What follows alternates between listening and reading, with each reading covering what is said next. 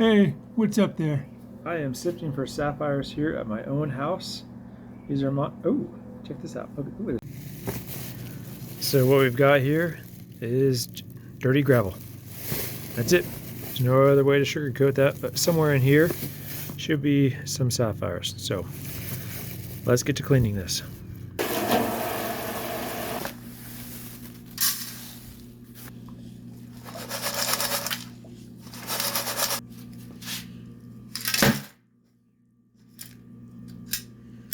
Alright, so the reason why we flip it is because the sapphires are heavier, so they're going to have sunk to the bottom of the pan, so when you flip it over, they should end up being on the top here.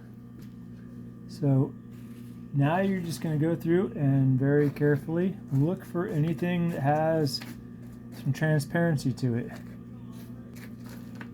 And those will be your rough sapphires. Now you'll probably find a bunch of little things like this. It's a cloudy white color. That's not a sapphire, that's quartz. So you can ignore that. It is not worth anything. If you have some kind of magnification, that really helps a lot too. All right, found one more here, this nice blue one, and all three of these came from the center area here where the smallest grit was, just like I said they would be. So you do look for your whole pile, but if you concentrate your efforts in the middle after you've washed your gravel, you're going to find most of your sapphires right there. All right, so before you go out and you buy a horse trough or a big Tupperware, I want to point out there's actually a much simpler way to go ahead and clean your sapphires, and that is the garden hose. Now, I'm doing this underneath my olive tree because it could use a little bit of water anyways, so I'm killing two birds with one stone. Now, you're just going to turn it on, wash like normal.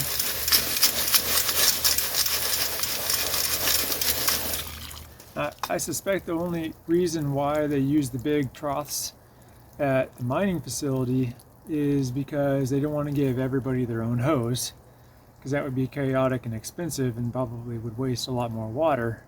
So you can crowd 20-30 people around a big long trough. That's way simpler than a hose, but if you're just doing it at home, hose is the way to go. It's going to use less water overall. You can water a plant, and it's faster. Plus the water's cleaner, so you can get your stones cleaner as well.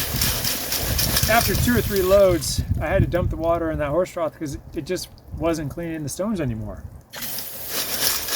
2 of them there. These are good ones. All right, yeah, look at that. Yeah, these are some of the better ones here. Okay, see if we can get these in the, there we go, a couple of little pebbles. So you know what the cool thing about Montana sapphires is that these are untreated sapphires from here in the United States. I had this gravel shipped to me from Montana where I get to find my own stones, and once I have these done, I can have them faceted, or I could even just set these in jewelry as is. So these are real pretty stones here, nice aqua teal blue color. So keep looking. That was a good one. Usually you don't get them that big. We'll find 2 right next to each other like that. Okay folks, I have finished sorting out the entire box of gravel, and here's the final tally. We have 29.3 total carats, 43 pieces. The largest is 1.69 carats, and I had 9 stones that were over a carat. See, most of these actually have some decent color. This one right here has got some great teal. I love the color of this one here. It's a bit bicolored. This one also has some wonderful color, and I even got one pink, which is particularly rare. I think that the pinks are rare also because they're just harder to see, so you're more likely to miss one and the rough that you get. So that's all I got for today. I'm just going to add that this video is not sponsored. I ordered this, paid for the stones just like anybody else, had them shipped here, and Jim Mutton has no idea that I'm doing this video. So I believe they say on average you'll find 10 to 20 carats, so I did better than average here. So it's either I got a better batch or I'm just better at finding them, maybe a little bit of both. So If you're looking to get some rough sapphires to use in jewelry or just to have fun doing some collecting here and you can't make it all the way up to Montana, this is a great thing. You can go ahead and order their stuff online. And I'm not going to say the pricing because it probably changes from year to year, but you can check it out on your own. I'll put some links down in the description. One's going to be to Jim Mountain.